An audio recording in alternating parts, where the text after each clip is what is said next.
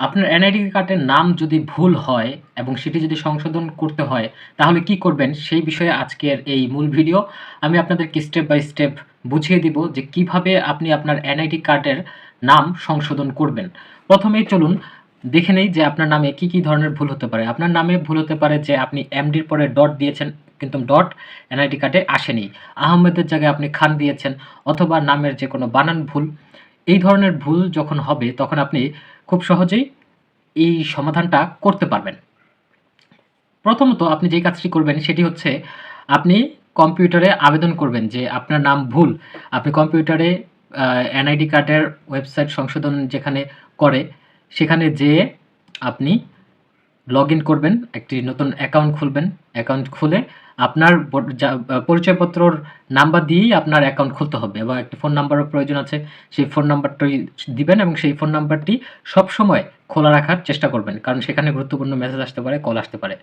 সেখানে যেয়ে আপনি আবেদন করবেন যে আপনার সঠিক নামের জন্য সঠিক নামটি আপনি লিখবেন। লিখে সকল তথ্য সেখানে দিবেন। দিয়ে সেটি প্রিন্ট আউট করবেন। আবেদন হয়ে গিয়েছে, একটি নির্দিষ্ট ফি আপনার জমা দিতে হতে পারে। সেটি বিকাশের মাধ্যমে পেমেন্ট করবেন। যখন সেই ফর্মটি প্রিন্ট আউট করবেন তখন একটা ডেট দেওয়া থাকবে। সেই ডেটে আপনার এলাকায় নির্বাচন কমিশনারে যাবেন।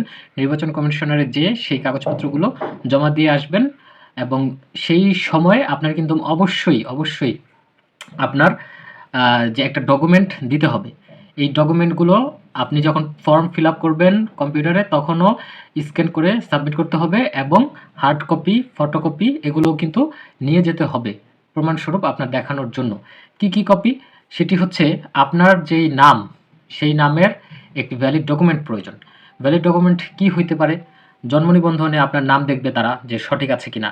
সেই নামটি আপনার জন্ম নিবন্ধনের কাগজ নিয়ে যেতে হবে এবং আপনার যেই এলাকায় থাকেন, যদি চেয়ারম্যানের এরিয়া হয় চেয়ারম্যানের কাছে যাবেন, একটি প্রত্যয়নপত্র চাইবেন যে আপনি এটি এবং সে শনাক্ত করে দিবে যে হ্যাঁ, আপনি এই ব্যক্তি, দোনো ব্যক্তি এক। আপনি আইডি কার্ডের ব্যক্তি আর আপনি যেটা বলছেন সেই ব্যক্তি দুজন এক। সেখান থেকে একটি চেয়ারম্যানের প্রত্যয়নপত্র নেবেন। আর যদি কাউন্সিলরের এরিয়ার মধ্যে হয় তাহলে কাউন্সিলর থেকে সেই প্রত্যয়নপত্রটি নেবেন। এছাড়াও আপনার যে স্কুল, কলেজ সার্টিফিকেটে যদি নাম ঠিক থাকে সেই ক্ষেত্রে সেই প্রমাণটা আপনি দেখাতে পারেন। আপনার যদি পাসপোর্ট থাকে, সেই পাসপোর্টে যদি আপনার নামটি সঠিক থাকে তাহলে সেই নামটি আপনি পাসপোর্টের ফটোকপিটি আপনি দেখাতে পারেন। এই বিষয়গুলো নিয়ে আপনি যখন জমা দিবেন অ্যাটাচ করে তখন উইদিন 15 ডেজের মধ্যে আপনার এই কপিটি সংশোধন হয়ে যাবে। আইডি কার্ড আপনি হচ্ছে পরে ডাউনলোড করতে পারবেন। আপনি যেই অ্যাকাউন্টে হচ্ছে আবেদন করেছেন সেই অ্যাকাউন্টেই আপনার সংশোধন হয়ে আপনার আইডি কার্ডটি আপলোড করতে মানে ওইখানে থাকবে। আপনি নিজে হচ্ছে ডাউনলোড করে নিবেন। ডাউনলোড করে নিয়ে আপনি আপনার মতো যে আমাদের যে কাগজের আইডি কার্ড, সেই আইডি কার্ডের মতো করে বানিয়ে নিতে পারবেন।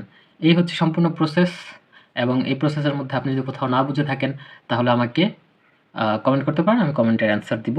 এছাড়াও আপনাদের যদি আরও কোনো কিছু জানার থাকে সেই ক্ষেত্রে আপনি আমাকে কমেন্ট করতে পারেন। আর কমেন্টে বলতে পারেন যে কি জানার আছে সেইটা নিয়ে আমি হয়তোবা ভিডিও বানাবো। অথবা আপনি যদি অন্য কোনো বিষয়ে খুঁজছেন যেমন হচ্ছে পাসপোর্ট কীভাবে করবেন, এই ধরনের কনটেন্ট নিয়ে আমি অনেক কাজ করেছি আমার ইউটিউব চ্যানেলে, সেই কাজগুলো আপনি দেখতে পারেন। স্কুল, কলেজ নিয়ে, ভার্সিটি, চাকরি এইসব সেক্টরে আমার অনেক কাজ করা আছে ইউটিউব চ্যানেলে। সেগুলো আপনারা খুঁজে দেখে নিন। থাম্বনেল দেখে প্রত্যেকটা বিষয় আপনারা বুঝতে পারবেন এবং আমার অনেকগুলো প্লেলিস্ট আছে। এগুলো দেখলে অবশ্যই উপকৃত হবেন। ধন্যবাদ সবাইকে।